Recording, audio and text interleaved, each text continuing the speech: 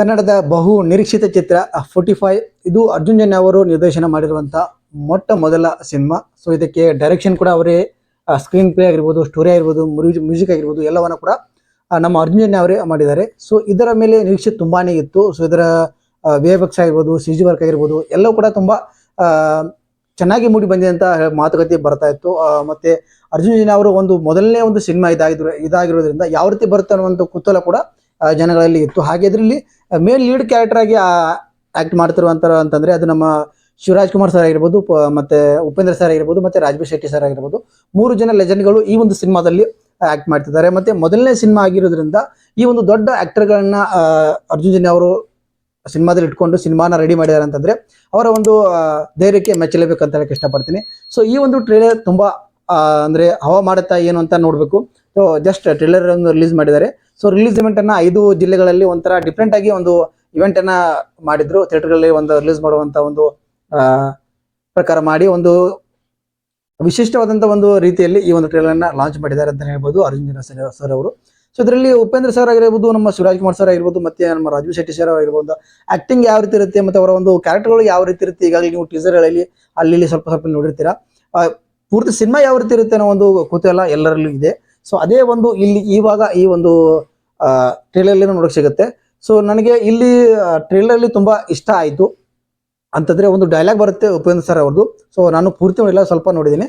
But ಇಲ್ಲಿ ಏನಪ್ಪ ಅಂತಂದರೆ ಒಂದು ಉಪೇಂದ್ರ ಅವರ ಡೈಲಾಗಿಂದ ಒಂದು ಸ್ಟಾರ್ಟ್ ಆಗುತ್ತೆ ಈ ಒಂದು ಟ್ರೇಲರ್ ಅಂತ ಹೇಳಕ್ಕೆ ಇಷ್ಟಪಡ್ತೀನಿ.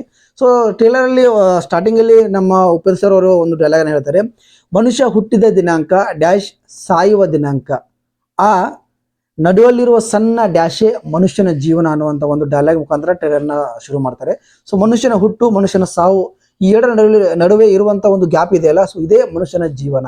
ಸೊ ಈ ಒಂದು ಜೀವನದಲ್ಲಿ ಏನೆಲ್ಲ ಆಗುತ್ತೆ, ಸೊ ಈ ಹುಟ್ಟು ಮತ್ತು ಸಾವಿನ ನಡುವೆ ಒಂದು ನಾವು ಏನೆಲ್ಲ ಫೇಸ್ ಮಾಡ್ತೀವಿ ಅನ್ನೋದನ್ನ ಈ ಒಂದು ಸಿನಿಮಾದಲ್ಲಿ ತೋರ್ಸಕ್ಕೆ ಹೊರಟಿದ್ದಾರೆ ಅಂತ ನಾನು ಅನಿಸುತ್ತೆ. ಒಂದು ಕಡೆ ನಮ್ಮ ಉಪೇಂದ್ರ ಅವರಾದರೆ, ಇನ್ನೊಂದು ಕಡೆ ನಮ್ಮ ಶಿವರಾಜ್ ಕುಮಾರ್ ಅವರಾಗ್ತಾರೆ. ಸೊ ಮಧ್ಯದಲ್ಲಿ ಸಿಲುಕಿಕೊಂಡವರು ನಮ್ಮ ರಾಜ್ಬಿ ಶೆಟ್ಟಿ ಅವರು ಅಂತ ಇಲ್ಲಿ ನಮಗೆ ಗೊತ್ತಾಗ್ತದೆ. ಸೊ ಈ ಒಂದು ಇಬ್ಬರ ನಡುವೆಯಲ್ಲಿ ನಮ್ಮ ರಾಜ್ಬಿ ಶೆಟ್ಟಿ ಅವರ ಒಂದು ಪೀಕಲಾಟ ಅಂತ ಹೇಳ್ತೀವಲ್ಲ, ಯಾವ ರೀತಿ ಇರುತ್ತೆ ಅನ್ನೋದನ್ನ ಈ ಒಂದು ಸಿನಿಮಾದಲ್ಲಿ ನೋಡಬೇಕಾಗುತ್ತೆ. ಸೊ ಕಡೆದಾಗಿ ಒಂದು ಟ್ವಿಸ್ಟ್ ಅನ್ನ ಕೊಟ್ಟಿದ್ದಾರೆ. ಸೊ ಅದನ್ನ ಟ್ರೇಲರ್ ರಿವ್ಯೂ ಮಾಡಿಬಿಟ್ಟು ಅದರ ಬಗ್ಗೆ ಮಾತಾಡ್ತೀನಿ. ಸೊ ಸಖತ್ತಾಗಿರುವಂಥ ಒಂದು ಬ್ಯಾಕ್ಗ್ರೌಂಡ್ ಮ್ಯೂಸಿಕ್ ಆಗಿರ್ಬೋದು, ಸೊ ಒಂದು VFX ಆಗಿರ್ಬೋದು, CG ವರ್ಕ್ ಆಗಿರ್ಬೋದು ಎಲ್ಲವನ್ನ ನಾವು ಟೀಸರ್ಗಳಲ್ಲಿ ಅಲ್ಲಿ ಸ್ವಲ್ಪ ನೋಡಿದ್ವಿ. ಇದ್ರ ಬಗ್ಗೆ ಜಾಸ್ತಿ ಮಾತು ಕೂಡ ಆಡಿದ್ದೀವಿ. ಅಂದರೆ ಅಲ್ಲಿ ಚೆನ್ನಾಗಿದೆ, VFX ಚೆನ್ನಾಗಿದೆ ಅಂತ, CG ವರ್ಕ್ ಚೆನ್ನಾಗಿದೆ ಅಂತ, ಇದೆಲ್ಲ ಕೂಡ ಇಲ್ಲಿ ಮಾತುಗಳನ್ನ ಆಡಿ ಸೊ ಒಂದು ತುಂಬ ಚೆನ್ನಾಗಿ ಮೂಡಿ ಬಂದಿದಂಥ ಒಂದು ಕ್ಯೂರಿಯಾಸಿಟಿ ನಮಗೂ ಕೂಡ ಇದೆ. ಸೊ ಇವಾಗ ಟ್ರೇಲರ್ನ ಬಿಟ್ಟಿದ್ದಾರೆ. ಸೊ ಟ್ರೇಲರ್ ಯಾವ ರೀತಿ ಇದೆ ಅಂತ ಮೊದಲು ಫಸ್ಟ್ ಟೈಮ್ ನೋಡ್ಕೊಂಡು ಬರೋಣ. ಸೊ ಆಮೇಲೆ ಇದನ್ನು ನಾವು ಅದ್ರ ಬಗ್ಗೆ ಮಾತಾಡ್ತಗೊಂಡ ಮೊದಲನೇದಾಗಿ ಏನಪ್ಪ ಅಂದರೆ ಟ್ರೇಲರ್ ಯಾವ ರೀತಿ ಇದೆ, ಏನು ಕತೆ ಅಂತ ನೋಡ್ಕೊಂಡು ಬರೋಣ. ಸೊ ನನಗೆ ಇಲ್ಲಿ ಟ್ರೇಲರ್ ಯಾವ ರೀತಿ ಅನಿಸ್ತದೆ ಅಂತ ಟ್ರೇಲರ್ ನೋಡಿ ನಿಮ್ಮ ಜೊತೆ ಮಾತಾಡ್ತೀನಿ. ಬನ್ನಿ ಜಸ್ಟ್ ಇವಾಗ ಟ್ರೇಲರ್ ಯಾವ ರೀತಿ ಇದೆ, ಏನು ಕತೆ ಅಂತ ನೋಡ್ಕೊಂಡು ಬರೋಣ. ಸ್ಟಾರ್ಟ್.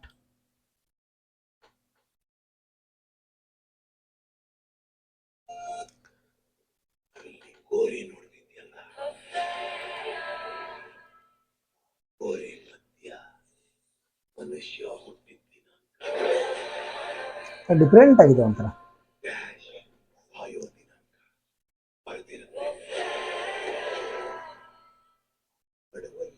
ಸಣ್ಣ ಡ್ಯಾಶ್ ಜೀವನ. ಸಖತ್ತಾಗಿ ಇಂಟ್ರೆಸ್ಟಿಂಗ್ ಅನಿಸ್ತಾ ಇದೆ.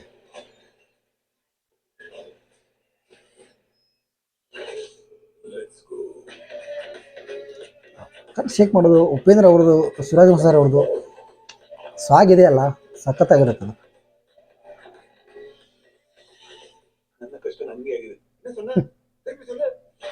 ತೆಲುಗು ಕೂಡ ಆ್ಯಡ್ ಇದೆ ಅದರಲ್ಲಿ.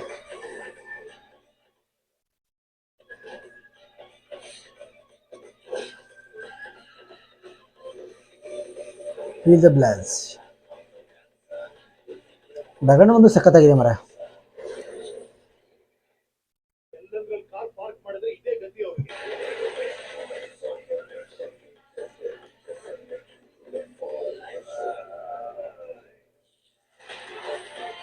ಡಿಫ್ರೆಂಟಿಂಗ್ ಅನಿಸ್ತಾ ಇದೆ, ತುಂಬ ಡಿಫ್ರೆಂಟ್ ಆಗಿದೆ ಟ್ರೇಲರು.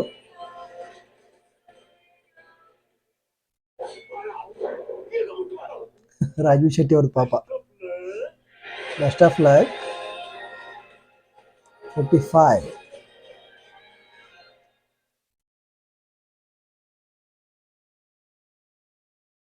ಇಂಟ್ರೆಸ್ಟಿಂಗ್ ಆಗಿರುತ್ತೆ ಇವರಿಬ್ಬರ ನಡುವೆ ರಾಜೀವ್ ಶೆಟ್ಟಿ ಅವರ ಒಂದು ಪಾತ್ರ ಯಾವ ರೀತಿ ಇರುತ್ತೆ ಅಂತ.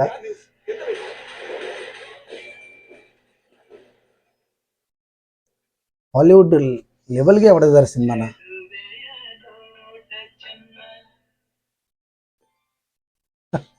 ಇದೇನಪ್ಪ ಒಂಥರ ಸರ್ಪ್ರೈಸಿಂಗ್ ಆಗಿದೆ ಎಲಿಮೆಂಟು.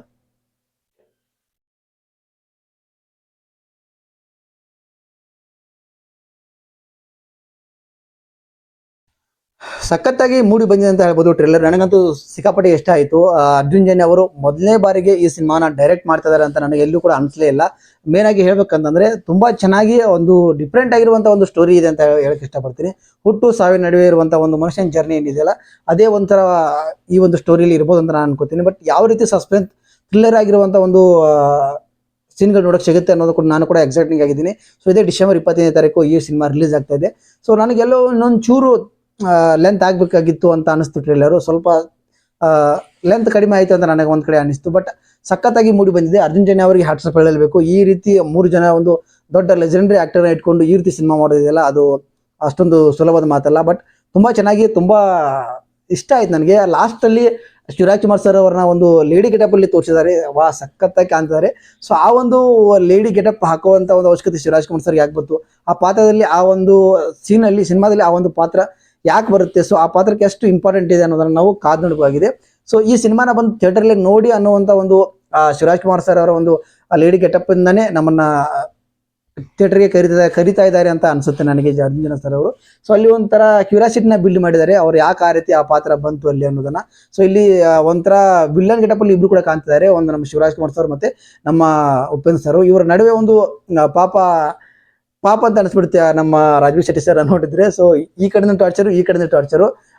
ನಮ್ಮ ಒಂದು ಇಬ್ಬರ ಒಂದು ಲೆಜೆಂಡರಿ ನಟರ ಅಂತಂದ್ರೆ ಉಪೇಂದ್ರ ಸರ್ ಮತ್ತೆ ನಮ್ಮ ಶಿವರಾಜ್ ಕುಮಾರ್ ಸರ್ ನಡುವೆ ನಮ್ಮ ರಾಜೀವ್ ಶೆಟ್ಟಿ ಅವರ ಒಂದು ಪಾತ್ರ ಹೇಗಿರುತ್ತೆ, ಸೊ ಅವರಿಗೆಲ್ಲ ಯಾವ ರೀತಿಯ ಒಂದು ತೊಂದರೆ ಕೊಡಬಹುದು ಇಬ್ರು ಮತ್ತೆ ನಮ್ಮ ಉಪೇಂದ್ರ ಸರ್ ಮತ್ತೆ ನಮ್ಮ ಶಿವರಾಜ್ ಕುಮಾರ್ ಸರ್ ನಡುವೆ ಫೈಟ್ ಆಗುತ್ತಾ, ಏನ್ ಕತೆ, ವಿಲನ್ಗಳ ಹೀರೋಗಳ ತುಂಬಾ ತಲೆಯಲ್ಲಿ ಓಡ್ತಾ ಇದೆ.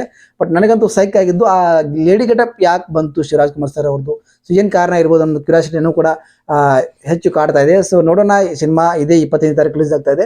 ಸೊ ಎಲ್ಲೂ ಕೂಡ ಸಿನಿಮಾನ ಥಿಯೇಟರ್ ಹೋಗಿ ನೋಡಿ ಅಂತ ಹೇಳಕ್ಕೆ ಇಷ್ಟಪಡ್ತೇನೆ. ನನಗಂತೂ ಸಖತ್ತಾಗಿ ಇಷ್ಟ ಆಯಿತು. ಸೊ ಮಲ್ಟಿ ಲ್ಯಾಂಗ್ವೇಜ್ ಸಿನಿಮಾ ಆಗಿರೋದ್ರಿಂದ ಅಂದ್ರೆ ಫ್ಯಾನ್ ಇಂಡಿಯಾ ಸಿನಿಮಾ ಆಗಿರೋದ್ರಿಂದ ಸೊ ಇಲ್ಲಿ ತೆಲುಗು ಕೂಡ ಇಲ್ಲಿ ಆಡ್ ಮಾಡಿದ್ದಾರೆ. ಸೊ ತೆಲುಗು ಆಕ್ಟರ್ ಕೂಡ ಇಲ್ಲಿ ತಗೊಂಡಿದ್ದಾರೆ ಅಂತ ಹೇಳ್ಬೋದು. ಬಟ್ ಸಿನಿಮಾ ತುಂಬಾ ಚೆನ್ನಾಗಿರುತ್ತೆ. ಹೈಪ್ ತುಂಬಾ ಜಾಸ್ತಿ ಆಗುತ್ತೆ ಅಂತ ನಾನು ಅನ್ಕೋತೀನಿ ಈ ಟ್ರೇಲರ್ ನೋಡಿದ ಮೇಲೆ. ಸೊ ನನಗಂತೂ ಸಖತ್ ಇಷ್ಟ ಆಯಿತು. ಐ ಹೋಪ್ ತುಂಬಾ ಚೆನ್ನಾಗಿರುತ್ತೆ ಒಂದು ಸಿನಿಮಾ. ಸ್ಟೋರಿ ಕೂಡ ತುಂಬಾ ಚೆನ್ನಾಗಿರುತ್ತೆ ಅಂತ ಅನ್ಕೊಂಡಿದ್ದೀನಿ. ಒಂದು ಡಿಫ್ರೆಂಟ್ ಆಗಿರುವಂತಹ ಒಂದು ಸ್ಟೋರಿನ ತಗೊಂಡು ಬರ್ತಾ ಇದ್ದಾರೆ ಅಂತ ಈ ಒಂದು ಟ್ರೇಲರ್ ಮುಖಾಂತರ ಅರ್ಜುನ್ ಜನ್ಯ ಸರ್ ಅವರು ಹೇಳ್ತಾ ಇದ್ದಾರೆ ಅಂತ ನನಗೆ ಅನಿಸ್ತು. ಸಖತ್ತಾಗಿ ಅನಿಸ್ತು. ನಿಮ್ಗೆ ಯಾವ ರೀತಿ ಅನಿಸ್ತು ಅಂತ ಕಮೆಂಟ್ ಮಾಡೋದನ್ನ ಮರಿಬೇಡಿ ಅಂತ ಹೇಳಕ್ಕೆ ಇಷ್ಟಪಡ್ತೀನಿ. All the best Arjun Janya sir. ತುಂಬಾ ಚೆನ್ನಾಗಿ ಮೂಡಿ ಬಂದಿದೆ ಟ್ರೇಲರ್. ಸಿನಿಮಾ ಕೂಡ ಇದೇ ರೀತಿ ಕತೆ ಮತ್ತೆ ಒಂದು ಸಿನಿಮಾ ಒಂದು ಎಲ್ಲವೂ ಇದೇ ರೀತಿ ಇರಲಿ ಅಂತ ನಾನು ಅನ್ಕೋತೀನಿ. ಸೊ ನನಗಂತೂ ಸಖತ್ ಇಷ್ಟ ಆಯಿತು. ಸೊ ಇದಾಯಿತು ಈ ಟ್ರೇಲರ್ ಒಂದು ರಿವ್ಯೂ ಆಗಿರ್ಬೋದು ಮತ್ತೆ ಈ ಒಂದು ರಿಯಾಕ್ಷನ್ ಆಗಿರ್ಬೋದು. ಸೊ ನಿಮಗೆ ಯಾವ ರೀತಿ ಅನಿಸ್ತು ಕಮೆಂಟ್ ಮಾಡೋದನ್ನ ಮರಿಬೇಡಿ ಅಂತ ಹೇಳ್ತಾ ಈ ವಿಡಿಯೋ ಮುಗಿಸ್ತಾ ಇದ್ದೀನಿ. ಸಿಗ್ತೀನಿ ಮತ್ತೊಂದು ವಿಡಿಯೋದಲ್ಲಿ. ನಮಸ್ಕಾರ.